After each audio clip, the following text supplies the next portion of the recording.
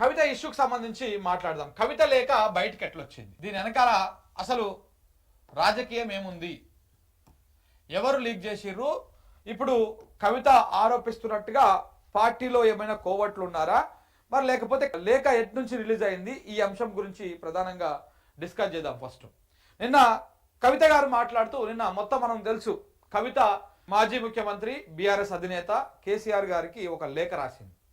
ఏమని లేఖ రాసింది? పార్టీలో జరుగుతున్నటువంటి అంతర్గత విషయాలు, పార్టీకి ప్లస్లు ఏంటివి మైనస్లు ఏంటివి, మన వరంగల్ సభతోటి ఏ రకంగా ఉన్నది ఏంటి అనేటువంటి కొన్ని విషయాలను పొందుపరిచి ఆమె లేఖ రాసింది. అయితే ఇందులో ఒక అంశం ఏంటంటే, లేఖ నేనే రాసిన అని చెప్పేసి ఆమె ఒప్పుకున్నది. ఇక్కడ కూడా పాయింట్ నెంబర్ 1, లేఖ రాసింది నేనే అని చెప్పేసి కవిత ఒప్పుకున్నది. ఇది మెయిన్ పాయింట్ మిత్రులారా, ఈ అంశాన్ని మనము గుర్తుపెట్టుకోవాలి. అయితే లేఖ రాసింది నేనే, కానీ లీక్ చేసింది ఎవరు అనేటువంటి అంశాన్ని ఆమె ప్రస్తావించింది. ఇక్కడనే చాలా అనుమానాలు ఉన్నాయి.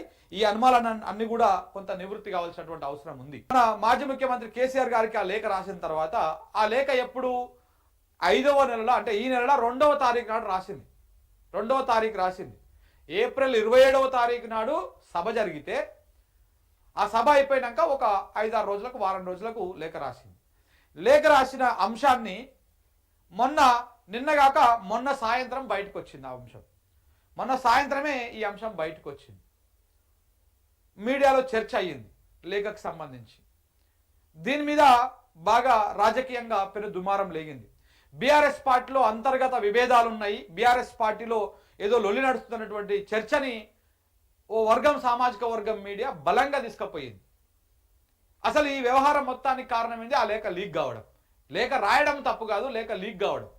సో కాబట్టి ఈ లేఖ ఎట్లా లీక్ అయింది, ఏ రకంగా లీక్ అయింది అన్నటువంటి చర్చ బాగా వస్తూ ఉన్నది. అందులో లేఖలు కొన్ని అంశాలు ఉన్నాయి అన్నటువంటి విధంగా మనము మాట్లాడడం జరిగింది. నిజంగానే నిన్న మనం మాట్లాడినప్పుడు ఈ లేఖ మీద క్లారిటీ ఇవ్వాలి, ఇటు కవిత గారన్నా ఇవ్వాలి, లేదనుకుంటే అటు బీఆర్ఎస్ పార్టీ నుంచి ఆ పార్టీ అధినేత కేసీఆర్ గారన్నా, లేదనుకుంటే ఆ పార్టీలో ముఖ్యులుగా ఉన్నటువంటి వాళ్ళు, తర్వాత పొజిషన్లో ఉన్నటువంటి వాళ్ళు ఈ లేఖ మీద క్లారిటీ ఇవ్వాల్సి ఉంటుంది అని చెప్పేసి మనం నిన్న మాట్లాడినాం. ఎయిర్పోర్ట్లో దిగిన తర్వాత ఆమె ఎయిర్పోర్ట్లోనే మీడియాతో మాట్లాడుతూ క్లారిటీ ఇచ్చింది. సో ఏమని మాట్లాడిందో ఫస్ట్ కవిత గారు ఏమని మాట్లాడారో విన్న తర్వాత, చూపించిన తర్వాత నేను అసలు క్యాడర్ ఏమనుకుంటా ఉంది, ఈ లేఖ ఎక్కడికి వెళ్ళి లీక్ అయిందని చెప్పేసి అనుమానం వ్యక్తం చేస్తూ ఉన్నారు.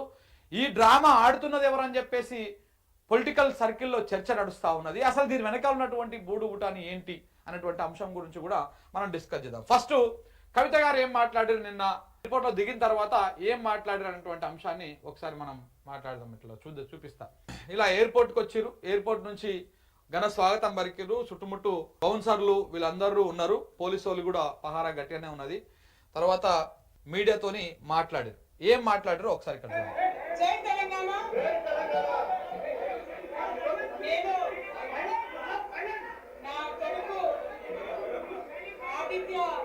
గ్రాడ్యుయేషన్ సెరమనీ పూర్తి చేసుకొని అమెరికా నుండి వచ్చే లోపల మరి ఏదో లేఖ లీక్ అయిందని చెప్పి గత 2-3 రోజులుగా చాలా హంగామా నడుస్తున్నట్టుగా తెలుస్తా ఉన్నది. మరి సందర్భంగా నేను చెప్పదలుచు, ఇక్కడ కవితక్క మాట్లాడుతూ ఏమన్నదంటే ఒకసారి ఇక్కడ చూడండి. 2-3 రోజులుగా అని చెప్పేసి నిన్న మాట్లాడారు. 2-3 రోజులుగా చర్చ నడుస్తుందని చెప్పేసి నిన్న మాట్లాడు. ఇక్కడ పాయింట్ నెంబర్ 1, 2-3 రోజులుగా అని చెప్పేసి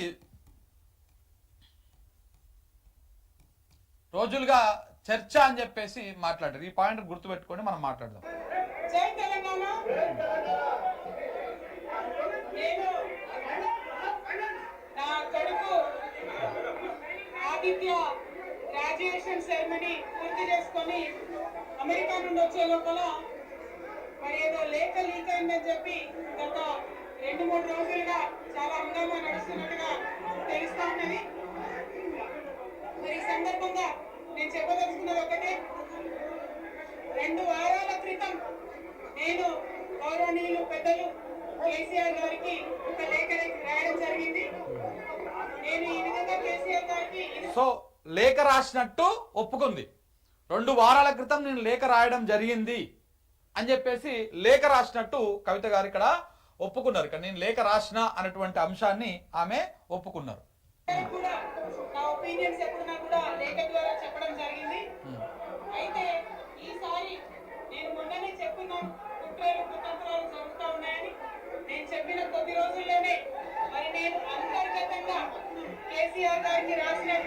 అంటే కుట్రలు కుతంత్రాలు జరుగుతాయని మొన్ననే రీసెంట్గానే చెప్పినా అని చెప్పేసి చెప్పడం జరిగింది. అంటే పార్టీలో కుట్రలు కుతంత్రాలు జరుగుతున్నాయి అన్నటువంటి స్టేట్మెంట్ అయితే ఈ లేఖ బయటికి రాకముందుకైతే ఎక్కడ వినపడలేదు. కుట్రలు కుతంత్రాలు జరుగుతున్నాయి అని చెప్పేసి రీసెంట్గానే నేను చెప్పినా అని చెప్పేసి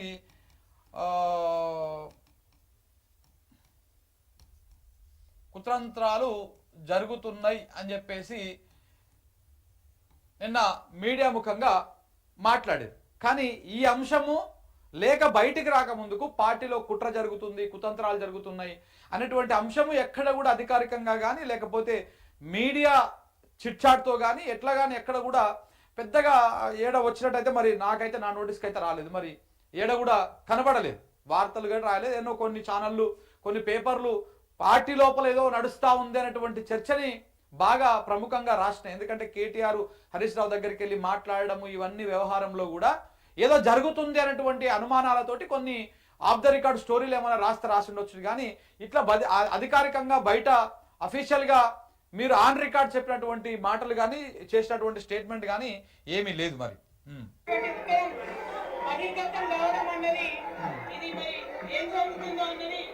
పార్టీలో ఉన్నటువంటి మనందరం తెలంగాణ ప్రజలందరూ కూడా ఆలోచించుకోవాల్సినటువంటి విషయం. నేను వేరే ఏం విషయాలు చెప్పలేను. నేను కేవలం పార్టీలో ఉండేటటువంటి అన్ని స్థాయిలో ఉన్నటువంటి నాయకులందరూ అనుకుంటున్నటువంటి విషయాలు.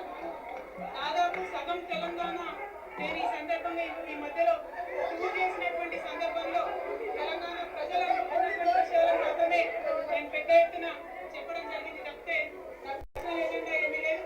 నాకు వ్యక్తిగతంగా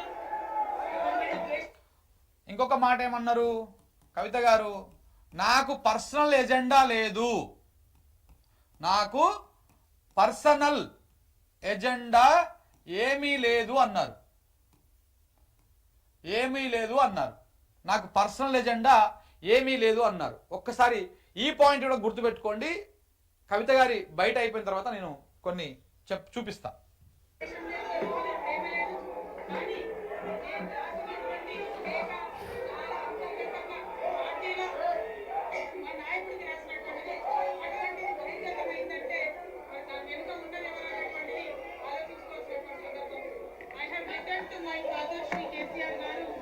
లేఖ లీక్ వెనక ఉన్నది ఎవరు? లేఖ లీక్ వెనక ఉన్నది ఎవరు?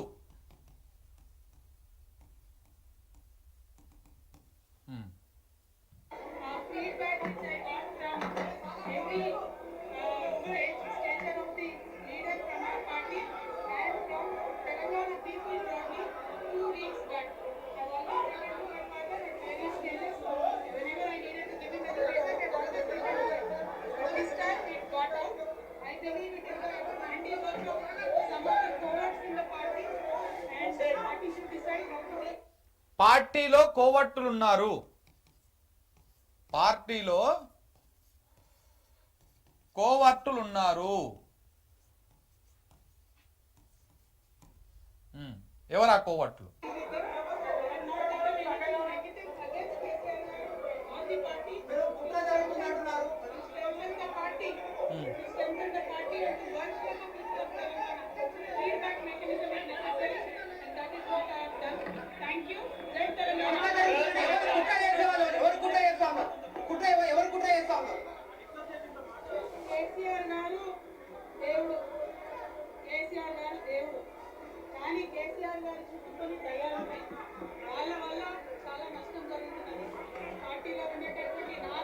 కేసీఆర్ గారు దేవుడు, కేసీఆర్ గారు దేవుడు,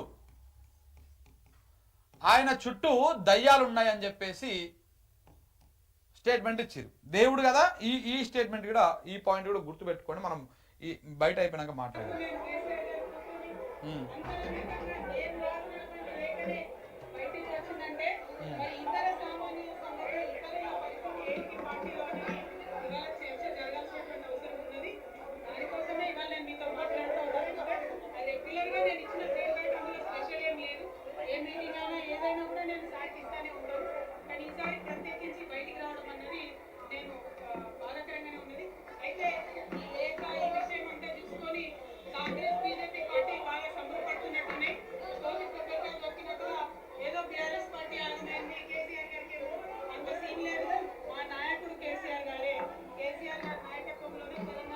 మా నాయకుడు కేసీఆర్ గారే.